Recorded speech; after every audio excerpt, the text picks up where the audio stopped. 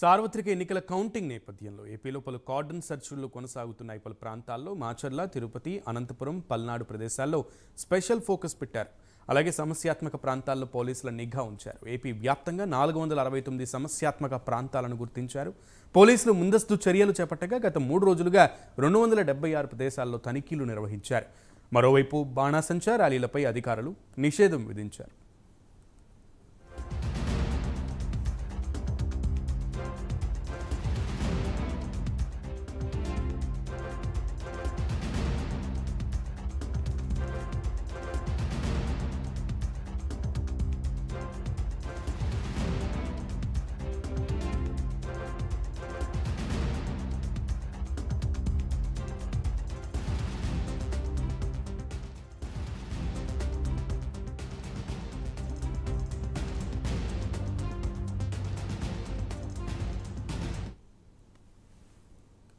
సార్వత్రిక ఎన్నికల కౌంటింగ్ నేపథ్యంలో ఏపీలో పలు కార్డన్ సెర్చ్లు కొనసాగుతున్నాయి. పలు ప్రాంతాల్లో మాచర్ల, తిరుపతి, అనంతపురం, పల్నాడు ప్రదేశాల్లో స్పెషల్ ఫోకస్ పెట్టారు.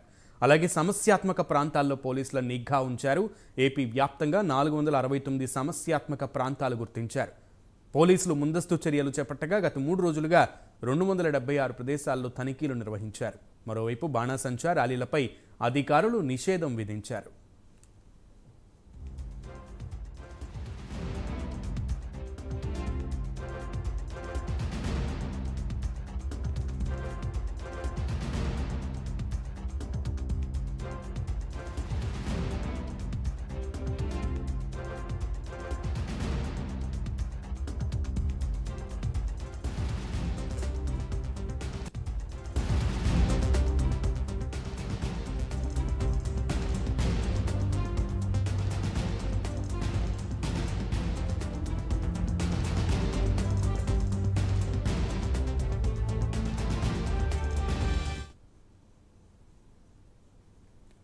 సార్వత్రిక ఎన్నికల కౌంటింగ్ నేపథ్యంలో ఏపీలో పలు కార్డన్ సెర్చ్ ఆపరేషన్స్ కొనసాగుతున్నాయి. ప్రాంతాలు మాచర్ల, తిరుపతి, అనంతపురం, పల్నాడు ప్రదేశాల్లో స్పెషల్ ఫోకస్ పెట్టారు పోలీసులు. అలాగే సమస్యాత్మక ప్రాంతాల్లో పోలీసుల నిఘా పెంచారు.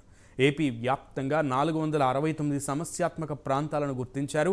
పోలీసులు ముందస్తు చర్యలు చేపట్టగా గత 3 రోజులుగా 276 ప్రదేశాల్లో తనిఖీలు నిర్వహించారు. మరోవైపు బాణాసంచా ర్యాలీలపై అధికారులు నిషేధం విధించారు. పూర్తి సమాచారం ఏపీ బ్యూరో చీఫ్ రాజు అందిస్తారు. రాజు, ముఖ్యంగా కౌంటింగ్ సమయంలో పోలింగ్ సందర్భంగా అనూహ్యంగా కొన్ని పరిణామాలు చోటు చేసుకున్నాయి. పోలీసులు చాలా దీన్ని మాత్రం ప్రెస్టేజ్గా తీసుకున్నారనే చెప్పాలి. ఈసారి పునరావృతం కాకుండా అటువంటి ఘటనలకు సంబంధించి కౌంటింగ్ రోజు. సో ఈ నేపథ్యంలోనే దాదాపు 469 సమస్యాత్మక ప్రాంతాలను గుర్తించినట్లుగా తెలుస్తోంది. ఎటువంటి చర్యలు చేపడుతున్నారు గ్రౌండ్ లెవెల్లో? సునీల్, మొత్తం మీద ఎన్నికల ఓటింగ్ ముగిసినప్పటి నుంచి కూడా ఆంధ్రప్రదేశ్ లో అల్లర్లు జరుగుతున్నాయి. జరిగినటువంటి వాటికి అనేక రకాలుగా పోలీసులు కట్టడి చేస్తూ వచ్చినటువంటి పరిస్థితి. అయితే తాజాగా ఓటింగ్ తర్వాత జరిగేటటువంటి కౌంటింగ్ ఏదైతే ఉందో, కౌంటింగ్ సందర్భంగా ఏపీలో అనేక చోట్ల అల్లర్లు చెలరేగవచ్చు అని చెప్పేసి ఇప్పటికే ఏదైతే ఇంటెలిజెన్స్ వర్గాలు ఇచ్చినటువంటి సమాచారం మేరకు ఎన్నికల ప్రధాన సంఘం కూడా దీని మీద పూర్తి స్థాయిలో దృష్టి సారించినటువంటి పరిస్థితి ఉంది. మరీ ముఖ్యంగా ఎక్కడెక్కడ ఏదైతే సెన్సిటివ్ పోలింగ్ సెంటర్స్ కావచ్చు, అలాగే హైపర్ సెన్సిటివ్ పోలింగ్ స్టేషన్స్ ఏదైతే ఉన్నాయో వాటి పరిధిలో ఇప్పటికే 144 సెక్షన్ తో పాటు 30 పోలీస్ యాక్ట్, అలాగే పోలీస్ పికెట్లు కూడా ఏర్పాటు చేసినటువంటి పరిస్థితి ఉంది. మరొక దాదాపు 15కు పైగా ఈ సాయుధ బలగాలకు సంబంధించినటువంటి ఘటనలు వచ్చినటువంటి సిచ్యువేషన్ కనిపిస్తుంది. అయితే ఈ సాయుధ బలగాలకు సంబంధించినటువంటి బలగాలతో పాటు మరి ముఖ్యంగా స్థానికంగా ఉన్నటువంటి పోలీసులు కూడా ఈ శాంతి భద్రతలను పరిరక్షించేటువంటి పనిలో పడ్డారు. కేంద్ర ఎన్నికల సంఘం ఆదేశాల మేరకు ఈ నేపథ్యంలోనే రాష్ట్ర వ్యాప్తంగా కార్డాన్ సెర్చ్ నిర్వహిస్తూ ఉన్నటువంటి పరిస్థితి కనిపిస్తోంది. సో ఈ కార్డాన్ సెర్చ్ ద్వారా ఎక్కడైతే అనుమానితులు ఉంటారో అనుమానితులు గుర్తించడం, వాళ్ళకి సంబంధించినటువంటి పూర్తి వివరాలను తీసుకున్న తర్వాత అనుమానం వస్తే వాళ్ళని వెంటనే బైండ్ ఓవర్ చేసుకునేటటువంటి పరిస్థితి ఉంది. మరోపక్క వాహనాలకు సంబంధించి అంటే ఏదైనా సరే అల్లర్లు జరిగేటటువంటి సందర్భంలో గుర్తు తెలియని వాహనాలు కానీ ఆ అల్లర్లలో వినియోగిస్తే వాటికి పట్టుకోవడం కష్టం కాబట్టి ముందు వాహనాల మీద కూడా ఫోకస్ పెట్టినటువంటి పరిస్థితి. డాక్యుమెంట్ లేనటువంటి వాహనాలు కావచ్చు, అంతేకాకుండా నకిలీ డాక్యుమెంట్స్ తో ఉన్నటువంటి వాహనాలను ప్రస్తుతానికి పోలీసులు సీజ్ చేస్తూ పోతూ ఉన్నటువంటి సిచ్యువేషన్ కనిపిస్తుంది.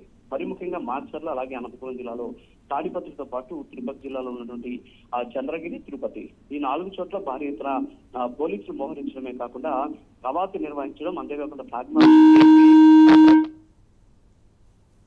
ఏదైతే ప్రస్తుతం ఉన్నటువంటి ప్రయత్నం చేస్తూ ముందుకు సాగుతున్నారు. ప్రస్తుతానికైతే కాడాన్ సెర్చ్ అయితే కంటిన్యూ అవుతున్నటువంటి పరిస్థితి.